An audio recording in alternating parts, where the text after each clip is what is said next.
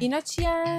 اینا سنگا و کریستالاییه که میشه روی لباسای مجلسی باهاش کار کرد. اینا چی بود؟ اینا هم پایه‌هاشه. با وصل کردن به پایه میتونیم بدوزیم. اگر هم بخوایم بچسبونیم بدون پایه خیلی راحت میتونیم اینا رو روی لباسا و تیکه‌های جواهر دوزیمون بچسبونیم. یعنی الان این قالب میشه داخل. بله دقیقاً این قالبش مثلا اینه، میذاریم داخلش 4 تا پایه شکل دی داره که به هیچ عنوان لباس و نخکش نمیکنه. یعنی الان من مبتدی‌ام به راحتی میتونم از این رو لباسام استفاده کنم. چند مدل دارین که همینطوری دارین شارژش می‌کنین؟ فکر می‌کنم یه 150 مدلی باشه. هر مدل ممکنه 10 تا رنگ داشته باشه. چقدر این زمردی‌ها خوشگله.